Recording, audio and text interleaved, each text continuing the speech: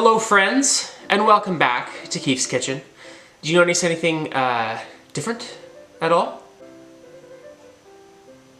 It's not me, alright? It's not my set, which is just my kitchen. I just wanted to sound fancy and say set. It's the camera, which you can't see. I got a new camera, and I'm trying it out. So I hope it looks okay. Let me know what you think. But anyway, so this week we're gonna do something different from what I typically do. Typically, I do savory foods, and that is not because I hate sweet things, it's just because I don't like sweet things. So this week I'm gonna break that, and we're gonna do something sweet. It is toffee cracker candy. It's basically club crackers covered in homemade toffee, chocolate, and nuts, and it's amazing.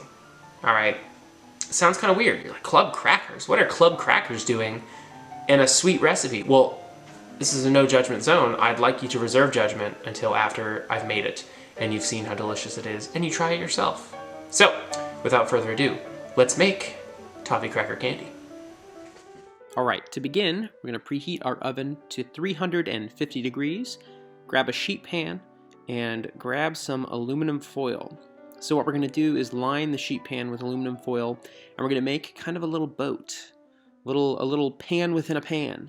And the idea behind this is to make sure that the toffee doesn't run off and get the pan super dirty and sticky. And what I like to do is kind of take the foil, push it up against all the sides, as you can see here, and it makes its own little pan inside a pan. And to make this pan inside a pan non-stick, take some melted coconut oil. You could use butter or something else, but I had some coconut oil lying around. And you're going to pour that right in, and use whatever oil you got to grease that pan within a pan.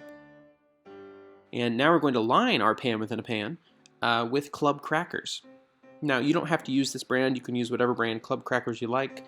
These were just on sale, so use what you got. And we're going to spread these out in a single layer, as tightly packed as we possibly can without them overlapping. And the reason we're doing this is so that we can make sure that we maximize cracker coverage to toffee, and it's just a good use of space. So you have to sometimes break the crackers to kind of get them to fit, but that's okay, because we're going to cut it in the end. So once you've packed your pan within a pan with crackers, I'll stop saying that, it's time to make our homemade toffee mix.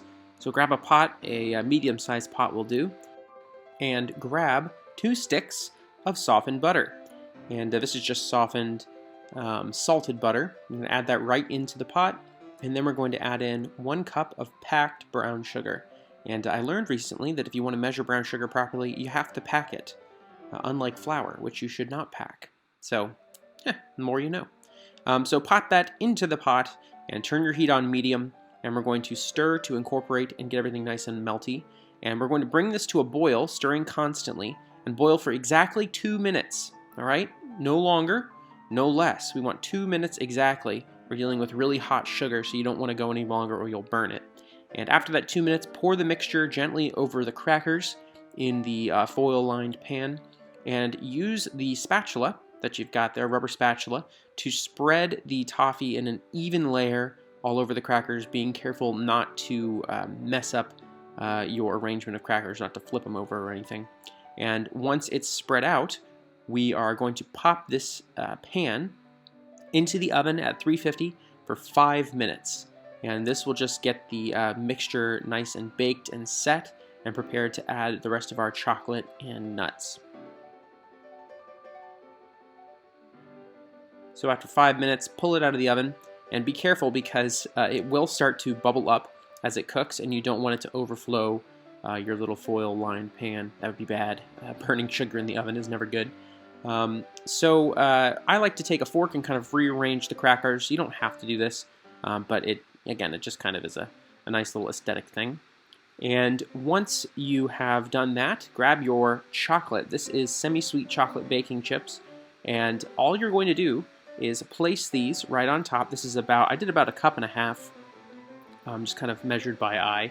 And you're going to sprinkle these all over the top of the toffee-covered crackers, and you're going to leave these for about 3 to 5 minutes to melt. And you'll see that once they've sat there for a while, you'll be able to actually just spread them like melted chocolate right over the top with a knife.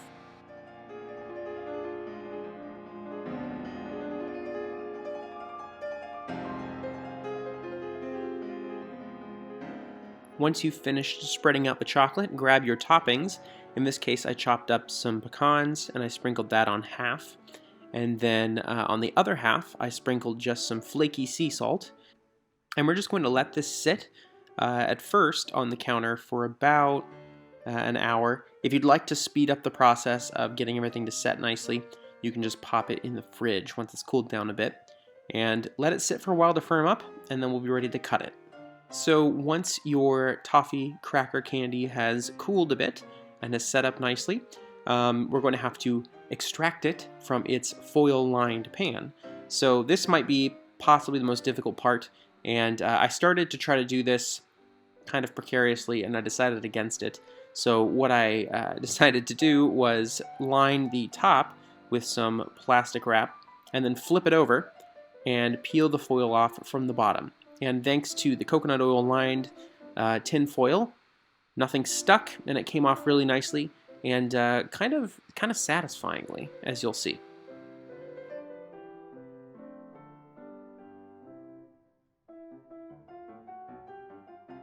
Once the foil is off, you can break it up into chunks by hand, or you can break off pieces and cut them into whatever size or shape you prefer. So I just ended up cutting them into sections, little squares, and storing them in a Tupperware in my fridge because I wanted to keep them nice and cool. But after this, you're basically done.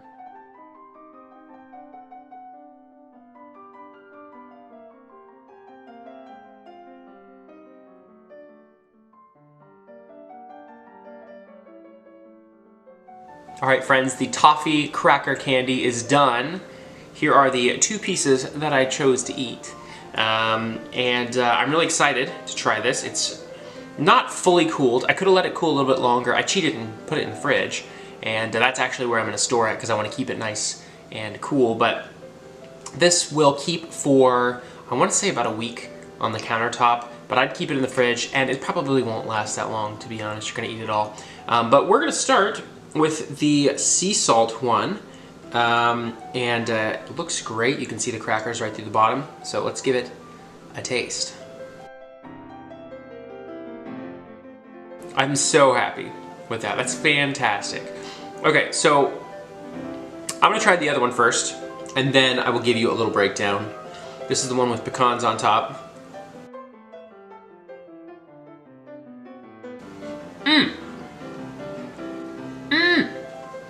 Okay, so both of these are fantastic. And to be honest, I actually kind of like the one with pecans better than the sea salt. It's amazing. The crackers are still crispy. They are a little bit soft on the outside because of the toffee, but then once you bite through, it's nice and crispy and crunchy, slightly salty because of the crackers as well. And then the toffee is really sweet. The semi-sweet chocolate chips are sweet, but not too sweet. Semi-sweet, one might say. And the toppings are really nice. The sea salt, I think, is great. It complements the sweet and slightly bitter of the chocolate really nicely. But I really do think that the pecan is better. I'm really excited that this turned out as good as it did, and I really hope that you guys try it too. I'm serious. This is the perfect time of year to try it. All right, it's Christmas time. You're going to Christmas? Well, maybe you're not going to Christmas parties. But you can have a stay-at-home Christmas party with yourself, and you can make an entire batch of this and eat it on your own. And guess what? It's a no-judgment zone, so I'm not going to judge you. Now, so this has been another episode of Keith's Kitchen. I'm going to go and eat the rest of this, try not to spoil my dinner, and I'll see you next week with another episode. Goodbye.